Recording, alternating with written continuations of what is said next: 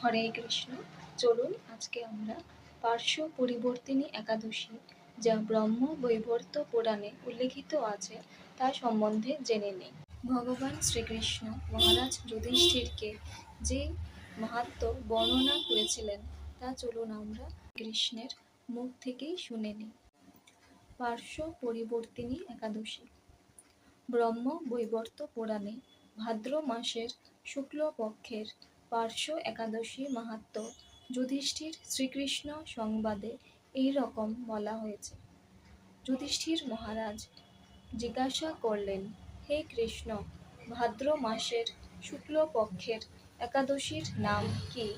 এই ব্রত পালনের বিধি কি এবং ব্রত পালনেই বা কি পুণ্য লাভ হয়? উত্তরে ভগবান শ্রীকৃষ্ণ বললেন, হে ধর্মরাজ, মহাপুণ্যপ্রদা, সমস্ত পাপহারিণী এবং মুক্তিদায়িনী এ একাদশী বাজপেয় যজ্ঞ থেকেও বেশি ফল দান করে। যে ব্যক্তি এই তিথিতে ভক্তি সহকারে ভগবান শ্রী বামনদেবের পূজা করেন, তিনি ত্রিলোকে পূজিত হন। পদ্মফুলে পদ্মলোচন শ্রী বিষ্ণুর অর্চনকারী বিষ্ণুলোক প্রাপ্ত হন। সাহিত্য ভগবান এই তিথিতে পার্শ্ব পরিবর্তন করেন, তাই এর নাম পার্শ্ব একাদশী বা পরিবর্তিনী একাদশী। যুধিষ্ঠির মহারাজ বললেন, হে জনার্দন, আপনার এই সকল কথা শুনেও আমার সন্দেহ পূর্ণরূপে দূর হয়নি। হে দেব, আপনি কিভাবে শয়ন করেন, কিভাবেই বা পার্শ্ব পরিবর্তন করেন, আর চাতুর্মাস্য ব্রত পালনকারীর কি কর্তব্য এবং আপনার শয়নকালে লোকের কি করণীয়, এই সব বিষয়ে বিস্তারিতভাবে আমাকে বলুন। আর কেনই বা দৈত্যরাজ বলিকে বেঁধে রাখা হয়েছিল, তা বর্ণনা করে আমার সকল সন্দেহ দূর করুন। ভগবান শ্রীকৃষ্ণ বললেন, হে রাজন, দৈত্যকুলে আবির্ভূত প্রহ্লাদ মহারাজের পৌত্র বলি আমার অতি প্রিয় ভক্ত ছিল। সে আমার সন্তুষ্টি বিধানের জন্য গো ব্রাহ্মণ পূজা ও যজ্ঞ আদি ব্রত সম্পাদন করত।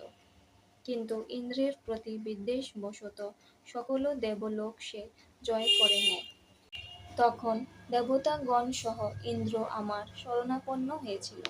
তাদের প্রার্থনায় আমি ব্রাহ্মণ বালক বেশে বামন রূপে বলি মহারাজের যজ্ঞস্থলে উপস্থিত হলাম। তার কাছে আমি ত্রিপাদভূমি মাত্র প্রার্থনা করেছিলাম। সেই তুচ্ছ বস্তু থেকে আরও কিছু শ্রেষ্ঠ সে আমাকে দিতে চাইলেও আমি কেবল ত্রিপাদভূমি গ্রহণেই স্থির থাকলাম। দৈত্যগুরু শুক্রাচার্য আমাকে ভগবান রূপে জানতে পেরে বলি মহারাজকে ওই দান দিতে নিষেধ করল। কিন্তু সত্যাশ্রয়ী বলি গুরুর নির্দেশ অমান্য করে আমাকে দান দিতে সংকল্প করল। তখন আমি এক পদে নিচের সপ্তলোক, আরেক পদে উপরের সপ্তভুবন অধিকার করে নিলাম। পুনরায় তৃতীয় পদের স্থান চাইলে সে তা মাথা পেতে দিল। আমি তার মস্তকে তৃতীয় পদ স্থাপন করলাম। তার আচরণে সন্তুষ্ট হয়ে আমি সর্বদা তার কাছে বাস করার প্রতিশ্রুতি দিলাম। ভাদ্র শুক্লপক্ষিয়া একাদশীতে ভগবান শ্রী বামনদেবের এক মূর্তি বলি মহারাজের আশ্রমে স্থাপিত হয়।